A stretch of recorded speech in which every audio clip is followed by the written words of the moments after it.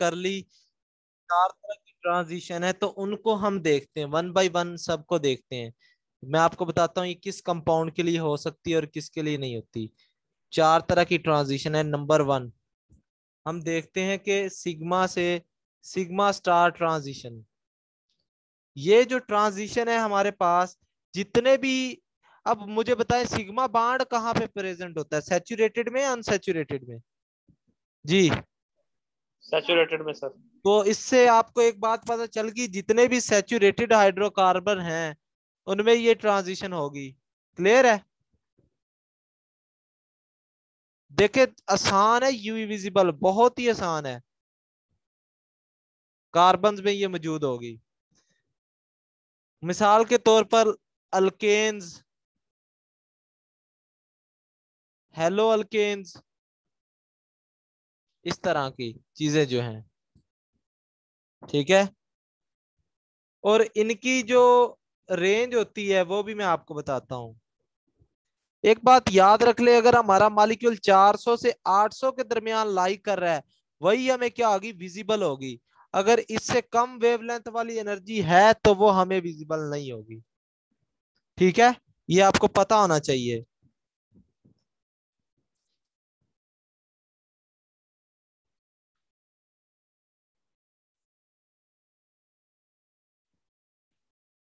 तो एक हम क्वेश्चन देखते हैं, पहले चलें वो थोड़ा सा आगे पढ़ लें, फिर हम देखते हैं।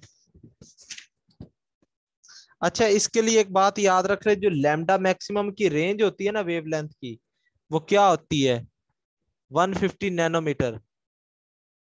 कितनी होती है? 150 नैनोमीटर। किस ट्रांजिशन के लिए? इसके लिए। ये आपको याद रखना है। अच्छा, मुझे एक बात बताएं कि क्या ये हमारे पास ऑब्जर्व्ड हो जाएगी हमें? क्या हमें ये मेजर कर सकते हैं सैचुरेशन, अनसैचुरेशन या सैचुरेशन? ये सर जो, नोट। जी हाँ जी, सर ये 200 से बिलो है इसलिए पॉसिबल नहीं। हाँ जी बिल्कुल, क्योंकि 210 नैनोमीटर से लेकर 200 नैनोमीटर तक जो ऑक्सीजन होता है वो क्या शो करवाता है, मैक्सिमम एब्जॉर्प्शन शो करवाता है। आपको पता है कि ऑक्सीजन को तो हम रिमूव नहीं कर सकते हमारे अराउंड, ऐसा पॉसिबल ही नहीं है। उसके लिए हमें हाई इंस्ट्रूमेंट चाहिए, क्योंकि हवा है हमारे इर्द गिर्द मौजूद, तो हवा को हम कैसे रिमूव कर सकते हैं? तो इसलिए हम इसे डिटरमाइन नहीं कर पाते। इसके लिए हमें हाई रिजोल्विंग पावर वाला इंस्ट्रूमेंट चाहिए। क्लियर है ये पॉइंट? हाँ जी। जी सर क्लियर है। तो ये ट्रांजिशन की ये आपको पता होना चाहिए। अब एक है जी N to sigma star transition. अच्छा, वेवलेंथ बढ़े तो एनर्जी क्या होगी? सर जो अभी आपने पीछे कम होगी। हाँ जी पूछें, पीछे को देख के बताया था, क्या चीज? उसी को देख के बताया था कि उसके अंदर ट्रांजिशन नहीं होती, मतलब पीछे वाला जो क्वेश्चन था आपने पूछा। मुझे आपके क्वेश्चन पूछ रही हैं या बता रही हैं आप? सर बता रही हूँ। चलें ठीक है। अच्छा देखिए, n to sigma star transition की बात करते हैं। अब यहाँ पे एन क्या हो जाएगा, जिसके पास लोन पेयर हो, ऐसे ही है ना। और जिसके पास क्या लोन पेयर और साथ कौन सा बाड होना चाहिए, सिग्मा बाड। तो ये ट्रांजिशन किसके दरमियान होगी, कोई बताएगा? हाँ जी, अल्कोहल। हाँ जी, जैसे इसमें, हाँ जी ठीक बताया, हेट्रो एटम्स जिसमें हो, क्या हो, hetero atoms in saturated compound, hetero atom in saturated compounds. तो ये इसके दरमियान ट्रांजिशन होगी, hetero atom in saturated compound. मिसाल के तौर पर हेलो अल्केन्स, हेलो अल्केन में ये पॉसिबल है या नहीं है? अल्कोहल्स, जी। एल्डिहाइड, इसमें है या पॉसिबल नहीं?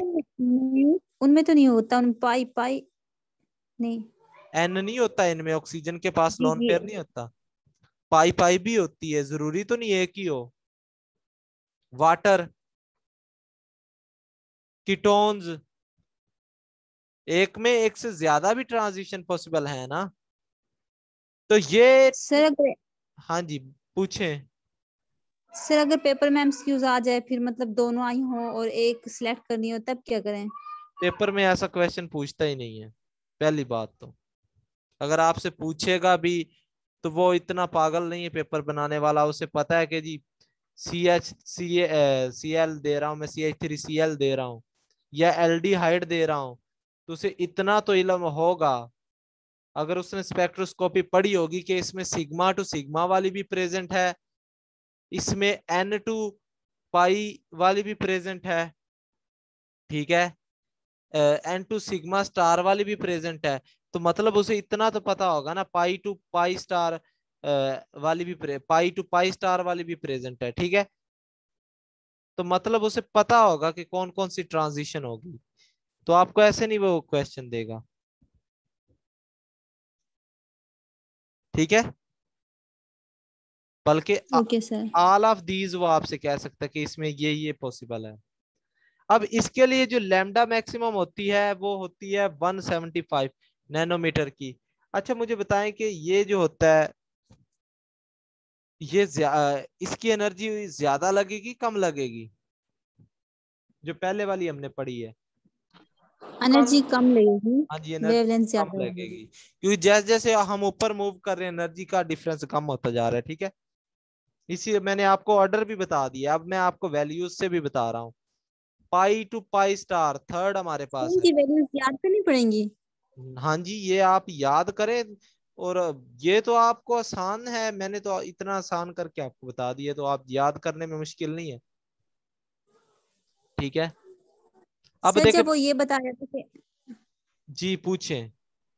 पी किस पॉइंट पे बनती है, मतलब किसी भी चीज की, जिस तरह वो हो गए ये एल्डिहाइड हो गई थी, उसकी पी किस पॉइंट पे बनती, तो उसके लिए वो यही पीक वाली नहीं वैल्यूज? याद करनी, ये आपसे जनरल पूछेगा कि N2 पाई स्टार जो ट्रांजिशन होती है इसकी ठीक रेंज, है। वेवलेंथ रेंज क्या है, ठीक है। Okay sir. हर एक की तो नहीं याद करेंगे। अब पाई ठीक है टू सर। पाई स्टार की बात करें, ये आपको पता है कि जिसमें कॉन्जुगेशन हो, ऐसे है या नहीं जी। तो जिसमें डबल बॉन्ड अल्कीन हो आपके पास, अल्काइन हो आपके पास, और आपके पास एरोमेटिक कंपाउंड हो, तो उसमें इसकी जो वेवलेंथ होती है वो 200 से ज्यादा होती है, 200 नैनोमीटर से ज्यादा होती है, ठीक है। फोर्थ वन हमारे पास आ जाती है N2 पाई स्टार ट्रांजिशन। ये जो ट्रांजिशन, अब यहाँ पे एक बात गौर से देख लें, इसके पास क्या होना चाहिए, नॉन बॉन्डिंग। नॉन बॉन्डिंग वही होता है लोन पेयर, और साथ क्या होना चाहिए, एंटी बॉन्डिंग पाई। तो मतलब जिसमें क्या चीज हो, अनसेचुरेशन भी हो और साथ लोन पेयर भी हो, NH2COOH। समझ आई बात या नहीं आई, कार्बोनाइल ग्रुप हो गया हैविंग हेट्रो एटम। हाँ जी, इस बात की समझ आई या नहीं आई, जी बताएं। सर दोबारा बता। इसमें आपके पास एक नॉन बॉन्डिंग एटम होना चाहिए और साथ डबल बॉन्ड वाला कंपाउंड हो। ये नॉन बॉन्डिंग हो गया जिसके पास लोन पेयर, और साथ डबल बॉन्ड वाला कंपाउंड हो गया जी। क्लियर है। जी सर। आप लोग इस जो मैं ऊपर इबारत लिख रहा हूं इससे ही आप लोग बता सकते हैं कि किस में आएगा, इतना ये कॉन्सेप्चुअल है, ये चीज देख लें, ठीक है।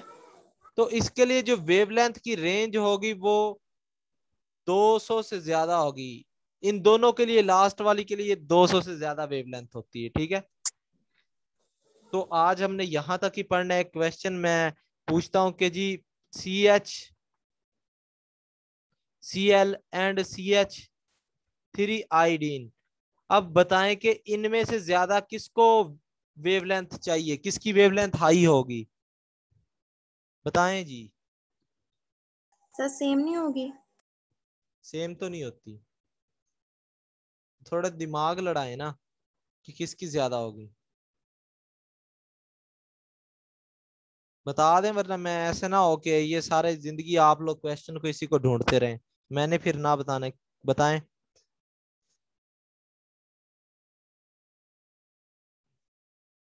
सर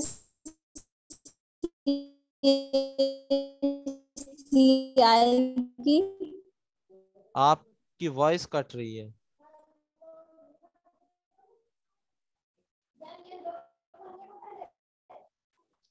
चलें देखें, फिर सुन लें। मुझे बताएं, CH3 आयोडीन नहीं है, गलत है। हाँ सॉरी, आयोडीन ठीक बताया आपने, जिन्होंने बताया। अब मुझे एक बात बताएं, इलेक्ट्रॉन को निकालना किससे मुश्किल है? इलेक्ट्रॉन को एक्साइट करवाना क्लोरीन में ज्यादा मुश्किल है, आयोडीन में ज्यादा मुश्किल है? जी, एनर्जी किसे ज्यादा चाहिए बताएं।